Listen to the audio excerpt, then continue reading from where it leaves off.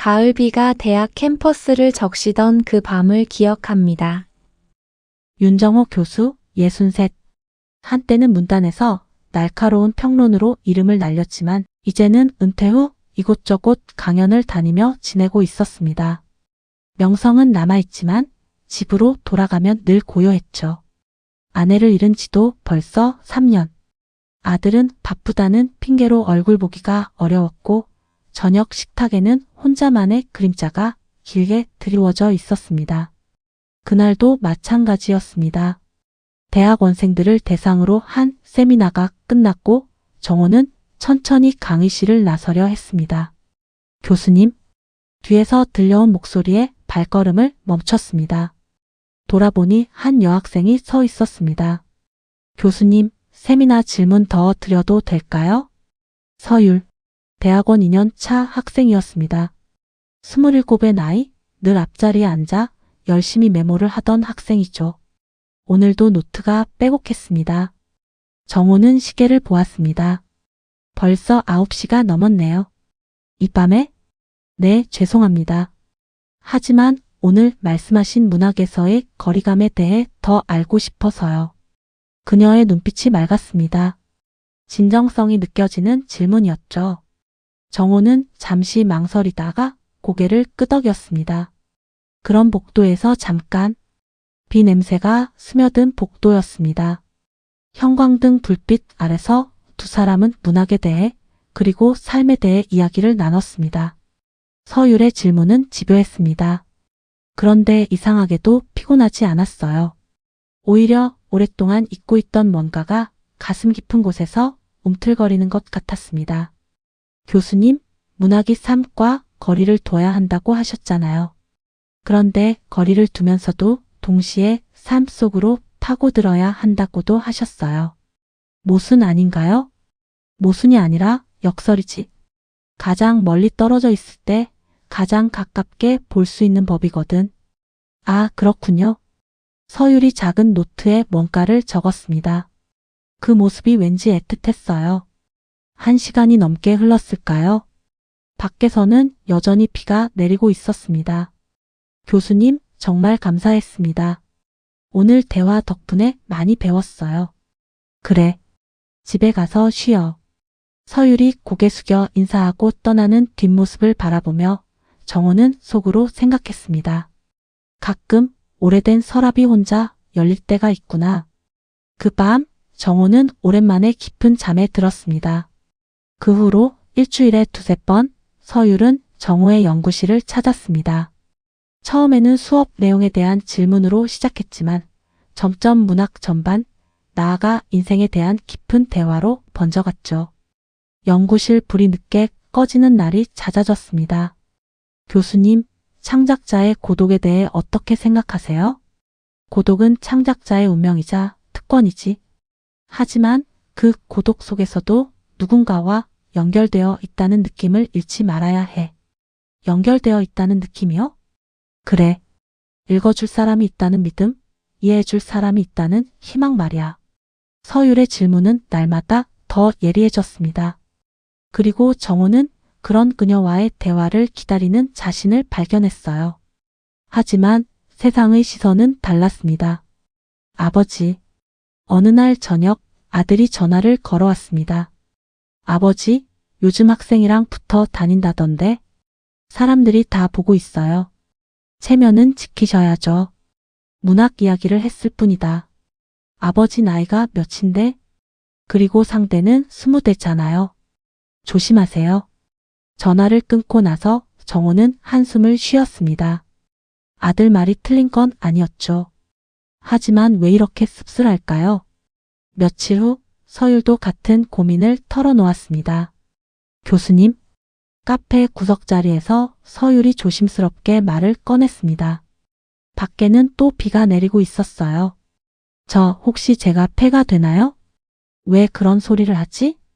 연구실에서 몇몇 선배들이 수군거리는 걸 들었어요. 교수님께 피해가 될까 봐 걱정되어서요. 정호는 커피잔을 들여다보았습니다.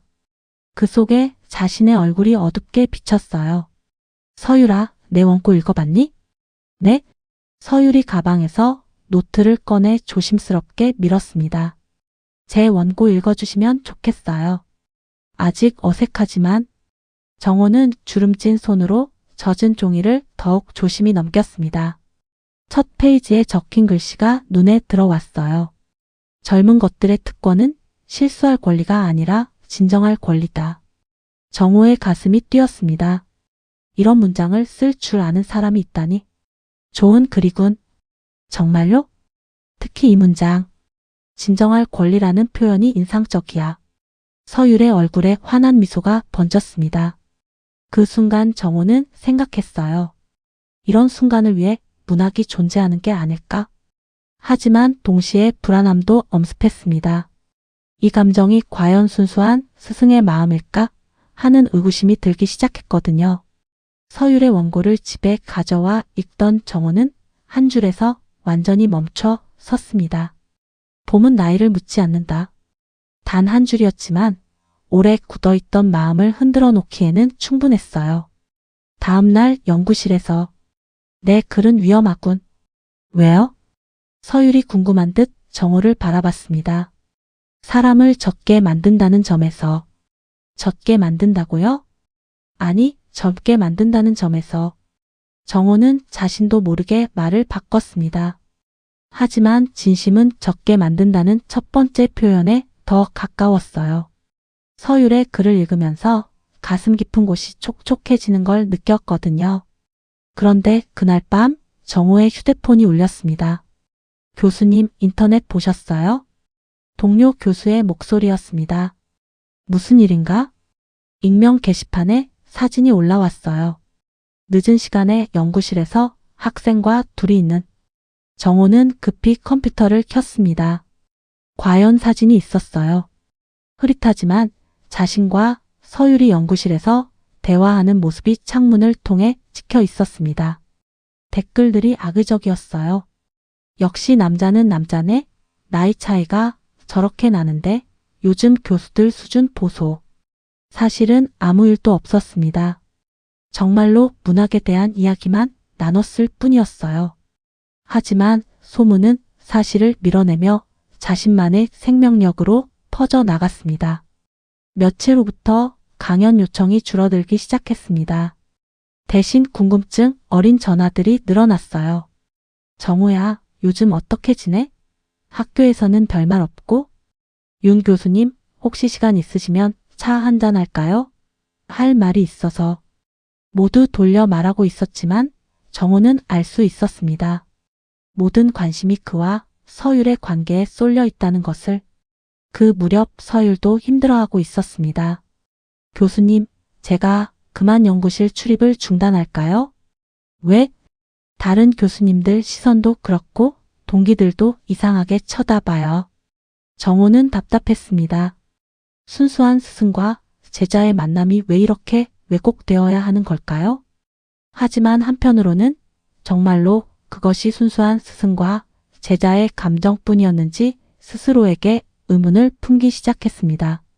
밤늦게 서율과 문학을 논하며 느꼈던 그 설렘, 그녀의 원고를 읽으며 가슴이 뛰었던 순간들이 과연 단순한 지적 교감이었을까요? 정호는 거울 속 자신을 바라보며 쓴웃음을 지었습니다. 63의 나이에도 이런 혼란이 찾아올 줄은 몰랐거든요. 한 달 후 정호가 시민문화센터에서 공개 강연을 하던 날이었습니다. 문학에서 나이란 무엇일까요?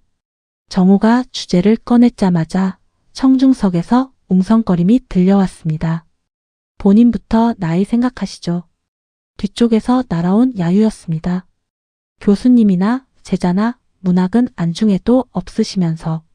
정호는 마이크를 바라보았습니다. 평생 단상에 서왔지만 이런 모멸감은 처음이었어요. 죄송합니다.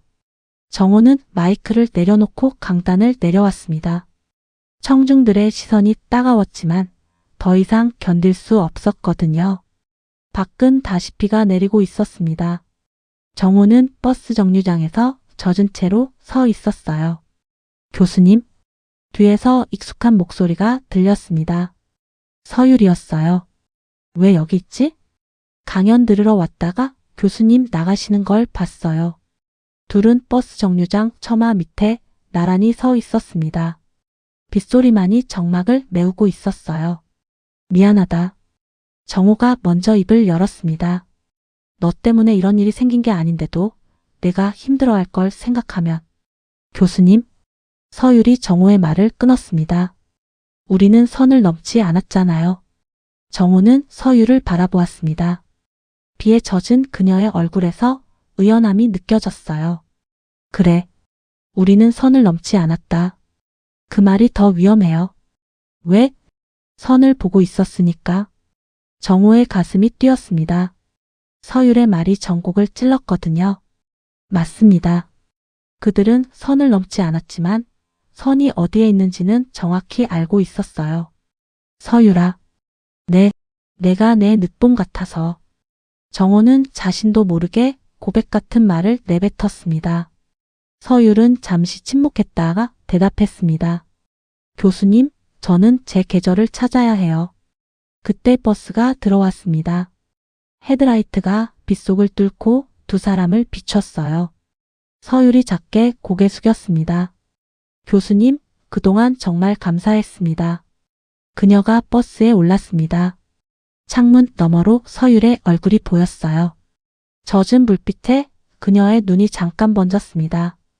버스가 떠나가는 것을 바라보며 정호는 생각했습니다. 이게 이별이구나. 하지만 아쉬움보다는 안도감이 더 컸어요. 선을 넘지 않은 채로 끝낼 수 있어서 다행이었거든요. 서율과 이별한 후 정호는 칼럼 연재를 중단했습니다. 대신 오랫동안 미뤄왔던 소설을 쓰기 시작했어요. 제목은 간단했습니다. 늦봄의 예. 늦게 찾아온 봄은 더 조심스럽다. 꽃을 피우기보다는 향기로 말하고 열매를 맺기보다는 그늘로 베푼다. 정호는 매일 아침 이 문장으로 글을 시작했습니다. 소설 속 주인공은 자신과 비슷한 나이의 문학평론가였어요. 그리고 한 젊은 여성이 등장했죠. 하지만 소설 속에서 두 사람은 현실의 정호와 서율보다 더 신중했습니다. 더 많은 거리를 두었고 더 깊은 절제를 보였어요. 마지막 문장을 쓸 때까지 석 달이 걸렸습니다. 사람의 존엄은 욕망을 부정하는 데 있지 않고 감당하는 데 있다. 이 문장을 쓰고 나서야 정호는 자신이 그 몇 달 동안 무엇을 해왔는지 깨달았습니다. 욕망을 부정하려 애쓴 게 아니라 욕망을 인정하면서도 그것을 품위 있게 감당하려 노력했던 거였어요. 소설이 출간된 지 2달 후였습니다. 우편함에 엽서 한 장이 와 있었어요. 파리 소인이 찍혀 있었습니다. 교수님, 파리에서 연수 중입니다. 제 계절을 잘 키우고 있어요. 그 밤의 문장들 잊지 않을게요. 교수님의 소설 파리에서도 읽었습니다. 늦봄의 예가 무엇인지 이제 알 것 같아요. 서율 올림. 정호는 엽서를 창가에 세워두고 조용히 웃었습니다. 선은 지켰지만 마음은 한 번 더 젊어졌습니다. 그리고 그것으로 충분했어요. 늦봄 극장 첫 번째 이야기 어떠셨나요? 괜찮으셨다면 구독과 좋아요 정중히 부탁드립니다. 당신의 늦봄은 지금 어디쯤 와 있나요?